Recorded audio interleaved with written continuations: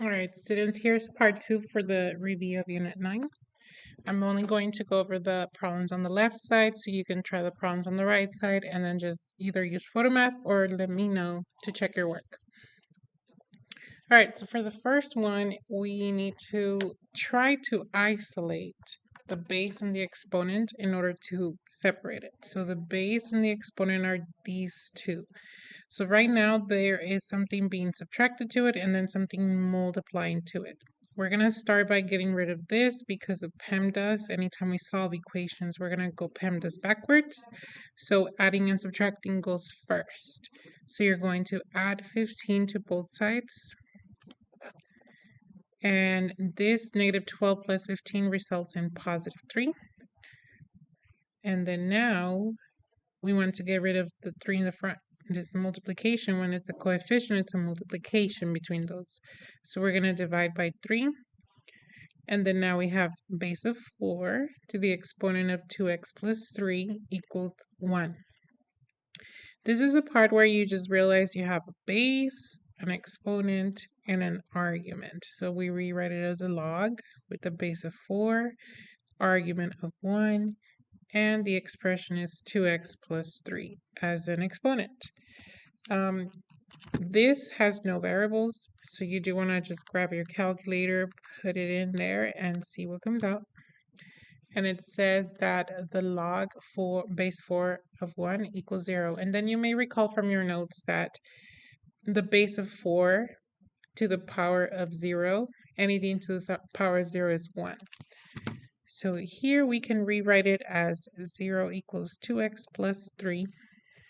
And then now we solve for x. So minus 3 on both sides. Negative 3 equals 2x.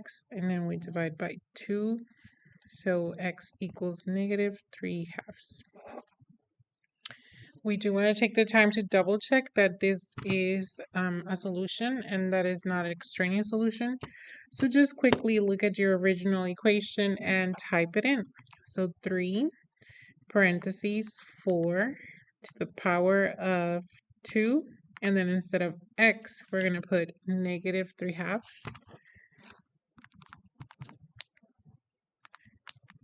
And then plus 3. So all of this is in the exponents.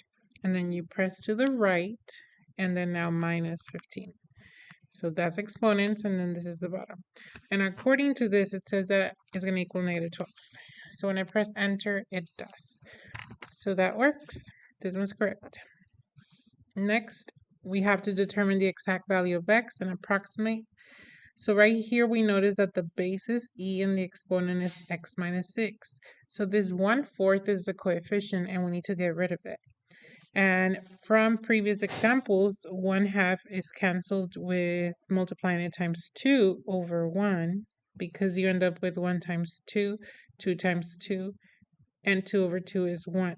So whatever fraction you have, you always want to multiply times the reciprocal, so you could end up with a 1, and that's what we want here. So we have 1/4, and we're going to multiply this whole thing times 4 over 1, which is 4.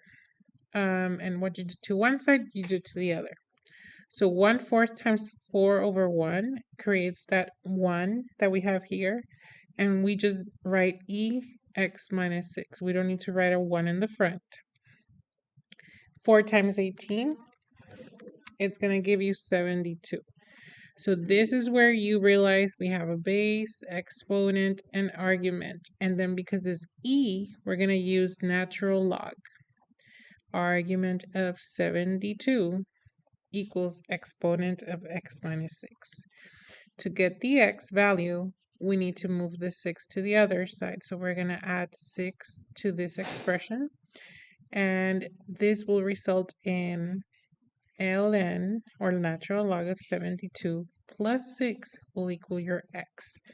So just type that in the calculator and see what comes out.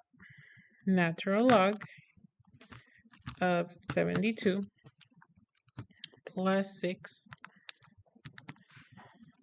And the answer is 10.2767. So I'm just going to say x equals 10.28. And I'm going to type it in on the original just to double check that it is correct. So it's an approximation. I'm rounding the answer, so it's not going to come out exactly. But I'm going to type 1/4 and then e to the power of, instead of x, I'm going to write 10.28 minus 6. And I'm going to press enter, and it should be around 18. So notice that it's pretty close to 18. So that's correct. Next, we have 2 log 5 base 5 and then x plus 75. So similar to this part, we're going to look at the log and the base with the argument. And then this is the coefficient. And this is the, well, first we need to move that over there to break this down. So this coefficient needs to be divided by 2. And you get log base 5, argument x plus 75 equals 3. So 3 will be your exponent. This is your base, and then this is your argument. So we're going to have the base of 5, exponent of 3, equals the argument of x plus 75. We want to solve for x, so that 75 needs to go over to the other side. So we're going to have 5 to the third power, and we're going to subtract 75 to cancel it here. So we want to put it over here as minus 75. And that should give us our x value, 5 to the third power minus 75. So 5 to the third power minus 75. So it's 50. X equals 50. And to verify if it's extraneous or not, we're going to plug it in. We're going to write log base 5, parentheses, instead of x, we're going to write 50 plus 75. And I forgot to put the 2 in the front, so let me see. 2 in the front, and it equals, according to this, 6. So that works. It verifies it. All right, next question.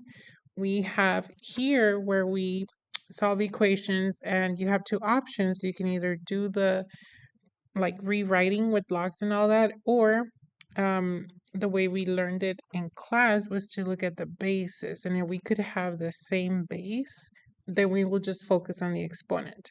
So for example, 8 and 32, 8 times 8 is 64, so we cannot get a 32 from 8s. But we can break down the 8 into 2s. So this is a 2 to the third power. 2 times 2 times 2 is 8. And 32 is 2 to the fifth power. 2 times 2 times 2 times 2 times 2 is 32. Now, this is with an exponent of 2x plus 1, so we're going to have 2x plus 1 right next to it with parentheses because this is a multiplication. Anytime you have an exponent raised to another exponent, the exponents multiply. Same thing here, we're going to have 5 and then x minus 5 right there. Now that we have the same basis, we're going to focus on the exponents. If this is the same base, that means that the exponents have to also be the same if they're going to be equal to each other. So that's our focus right now. Let's look at this. So we're going to have 3 times 2x plus 1 equals 5 times x minus 5. Distribute, and now we have 6x plus 3 and 5x minus 25. And this is now just moving the x's to one side, so minus 5x, and then moving the numbers to the other, so minus 3. These cancel, and we're left with 6 minus 5x's, so that's 1x equals negative 25 minus 3, that's negative 28. So x equals negative 28. But let's double check. So we're going to plug in negative 28 in those x's. We're going to have 8 to the power of 2 times negative 28. That was our answer. And then we have plus 1. Oh, sorry. So this is in the exponent still, like that. And it should equal So this, if I press enter, it gives me all this. So what I'm going to do is keep that and put equal, and then now write the next part. 32 to the power of, again, negative 28 minus 5. And I'm going to press enter, and it says true. So this side equals that side whenever a negative 28 is typed in for x. So that checks. All right, 2 more problems. This one, instead of bases, we have logs. So if the logs are the same, what we do is we focus on the arguments also being the same. So we're going to write 16 plus 2x equals x squared minus 4x. And by now you should know that anytime you have x squared, you might want to solve this like a quadratic equation, which is move everything to one side. So I'm going to move minus 2x over here, or positive 2x minus 2x cancels. So then a minus 2x is written over here. And a 16 needs to move, so we're going to subtract 16 to cancel it, and we're going to subtract 16 over here. If we rewrite this, it's going to look like 0 equals x squared minus 6x minus 16. And then now it's a trinomial that could be written as factors. You can do the x or the grouping method. A times c, b, negative 16 on the top, negative 6 on the bottom. What two numbers do you multiply to get 16? You get 8 times 2, and it's negative 16, so one of these has to be negative. And also we want negative 6 as an answer if these two combine, so we need a negative 8 and a positive 2. These two numbers are the ones that will go here, x minus 8 and x plus 2.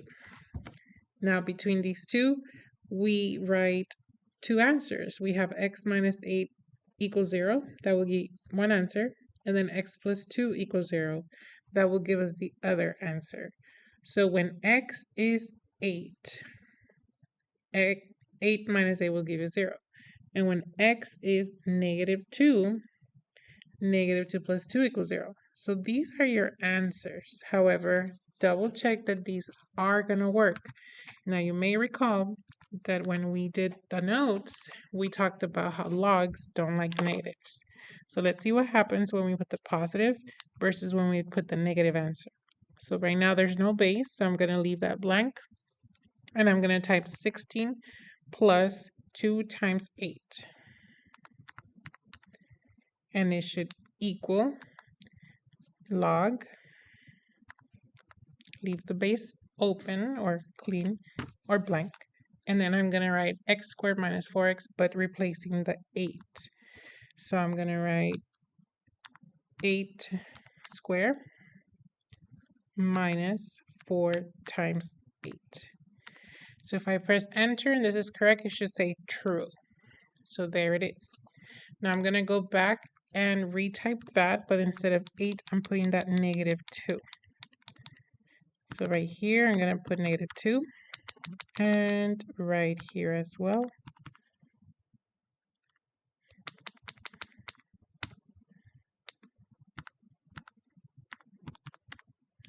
And I'm going to press enter, and it should say true as well. So it does say true. And I'm assuming this means it's true because if you put the negative inside of these, you end up with positive answers. If you would have ended up with negative arguments, then it would have been extraneous. But both of these work. So these are both solutions. The way you will write it is just with brackets and then negative 2 comma 8. So that's how you will write your solutions when it's more than one. When if it's just one, you just want to write bracket and then the number. All right, last one. We have log of base 5 with the argument of 6 plus log of base 5 with 2x squared. We learned that in the log properties, if the bases are the same with the logs, we need to look at what's happening between them. It's a plus, so that means the arguments will multiply. You're going to have 6 times 2x squared as your new argument there from these two. So log base 5 with that as an argument equals log base 5 with argument of 48. And now that we have them side by side, we realize that the logs are exactly the same. So therefore, the arguments should also be the same. So now we're going to focus on that. 6 times 2x squared equals 48. And 6 times 2 is 12. And we're solving for x. X is attached to the exponent, so we gotta get rid of the coefficient. So we're gonna divide by 12 both sides. X squared equals 4. And here, something squared equals 4, so we want to do the square root of both sides.